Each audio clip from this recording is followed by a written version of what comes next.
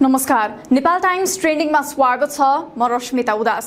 यदि कसैले मृत्युसँग डर लाग्दैन भन्छ भने कि उसले झुटो बोलेको हुनुपर्छ कि त ऊ गोर्खा हुनुपर्छ। पूर्व भारतीय सेना प्रमुख श्याम मानेकशॉको वर्षौं अघिको यो भनाई अझै निकै चर्चित छ। यसरी गोर्खाली सेनाको मुक्त कण्ठले प्रशंसा गर्ने उनी एक्ला होइनन्। कतै आधिकारिक दस्तावेज त छैन, तर भनिन्छ शक्तिशाली जर्मन तानाशाहले पनि गोर्खाली बाहेक विश्वमा जोसुकैसँग लड्न आफूलाई डर नलाग्ने बताएका थिए। गोर्खाली सैनिकको बहादुरी र वीरताबारे यस्ता अनेकौं किस्सा तथा गाथाहरू छन्। दुईवटै विश्वयुद्ध होस् या हालका वर्षहरूमा इराक र अफगानिस्तानका युद्ध मैदानहरू, गोर्खाली सैनिकहरूले जसको छातामुनि बसे पनि आफ्नो गौरवशाली इतिहासलाई जीवन्त बनाइराखेका छन्।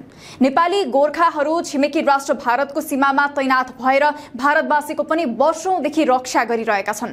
नेपाली गोर्खाहरूको तैनाथीले सारा भारतवासीले चैनको सास फेर्न पाएका छन्। अहिले तिनै भारतमा रक्षार्थ जान तम तयार भएका गोर्खाहरूको भर्ती अन्योलमा परेको छ।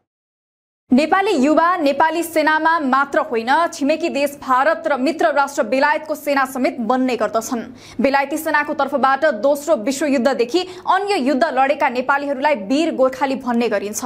यसबाहेक America, France, Singapore, Qatar, Malaysia, Brunei, संयुक्त अरब इमिरेट्स UAE का सेना र प्रहरीमा पनि नेपालीले काम गरिरहेका छन्, तर बिना सम्झौता। यी 9 मुलुकका सेना र प्रहरीमा कति नेपाली सेवारत छन् भन्ने नेपाल सरकारसँग यकिन तथ्याङ्क समेत रहेको छैन। गोर्खा सैनिक भन्ने बित्तिकै आज पनि विश्वका धेरै सेना डराउँछन्। वीर गोर्खाका विषयमा अनेकन किस्सा समेत संसारभरि चर्चित छन्। गोर्खालीलाई निडर सुरवीर मानिन्छ। सन् 1816 को एङ्ग्लो नेपाली अर्थात् अंग्रेज नेपाल युद्धपछि नेपालीहरू बेलायती सेनामा जाने परम्परा सुरु भएको थियो।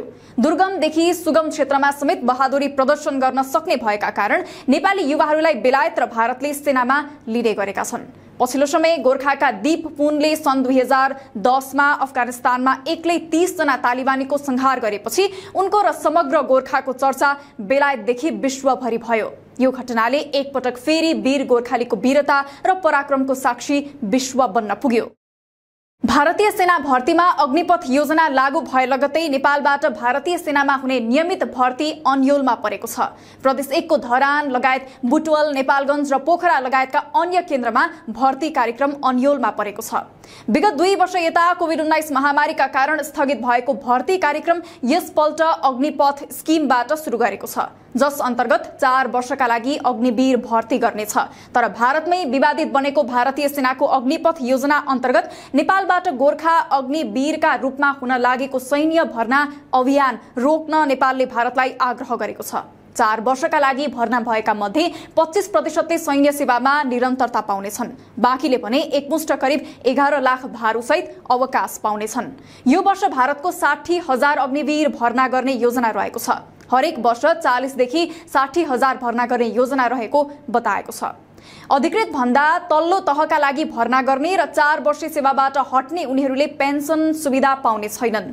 यो भर्ना अभियानले नेपाल, भारत र बेलायत बीच भएको त्रिदेशीय सैन्य सहमतिको उल्लङ्घन भएको बताइएको छ। विवादका बीच सरकारले भर्ना अभियानको अघिल्लो दिन भारतीय राजदूत नवीन श्रीवास्तव मार्फत भर्ना अभियान रोक्न आग्रह गर्यो।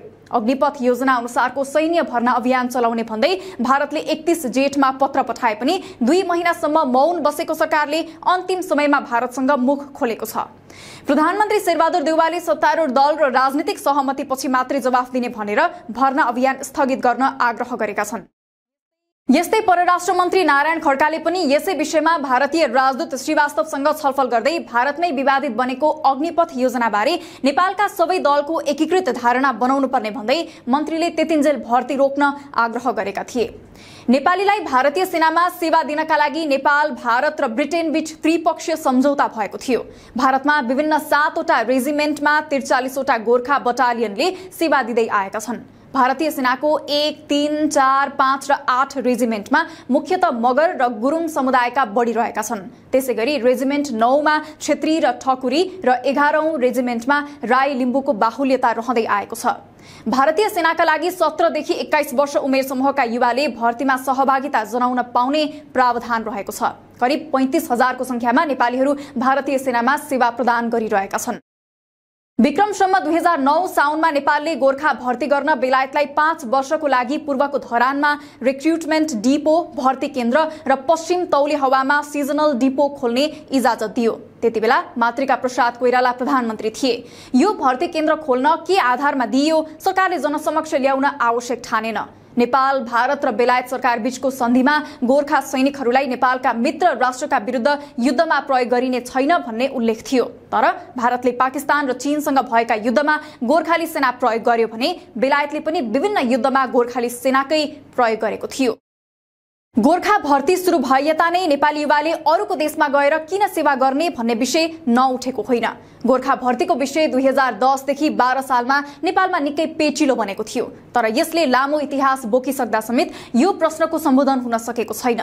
समय समयका नेपालका राजनीतिक दलका नेताहरूले समेत देशका कर्णधार युवाहरूलाई विदेशी सेनामा भर्ती हुन नदिने बताउँदै आएका छन्। माओवादी सशस्त्र युद्धकालीन अवस्थामा तिनका नेताहरूले यो विषयलाई जोडतोडका साथ उठाएका थिए। तर शान्ति प्रक्रियामा आएसँगै उनीहरूले आफैले उठाएका विषयहरू बिर्सिसकेका छन्। खास गरी आर्थिक पाटोको आकर्षण, सुरक्षित भविष्य, परिवारको भरथेग, गाउँघरमा सम्मानका कारण नेपाली युवाहरू भारतीय तथा ब्रिटिस सेनामा आकर्षित हुँदै आएका छन्।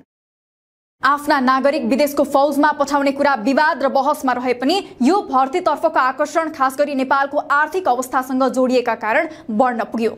नेपाली युवाले पनि यसलाई ठूलो अवसरका रूपमा हेर्दै आएका छन्। तर पछिल्लो समय भारतले 4 वर्षे सेवा पछि हट्ने र उनीहरूले पेन्सन सुविधा समेत नपाउने गरी अग्निवीर भर्ती सुरु गरेपछि गोर्खा भर्ती अन्योलमा परेको छ। ज्यानको बाजी लगाउँदै अर्को देशको सुरक्षार्थ जानुपर्ने नेपाली युवाको नियति हो वा अवसर? पछिल्लो समय भारतले युवाको भविष्य नै अल्झाउने गरी ल्याएको अग्निवीर भर्ती अभियान के नेपाली युवाका लागि उपयुक्त छ? भारतमा चर्को विरोध हुँदा समेत पुनर्विचार नगरेको नरेन्द्र मोदी सरकारले नेपालले जनाएको असन्तुष्टिको सम्बोधन गर्ला? आफ्ना विचार अवश्य व्यक्त गर्नुहोला। ताजा खबरहरूका लागि नेपाल टाइम्सको अनलाइन पोर्टल www.nepaltimes.net मा पनि गएर हेर्न सक्नुहुनेछ। यसैगरी हाम्रो युट्युब च्यानल र फेसबुक पेज पनि अवश्य भिजिट गर्नुहोला। तपाईले गर्नुभएको लाइक, कमेन्ट, शेयर र सब्स्क्राइबका लागि धेरै धन्यवाद। नेपाल टाइम्स हेर्दै गर्नुहोला। नमस्कार।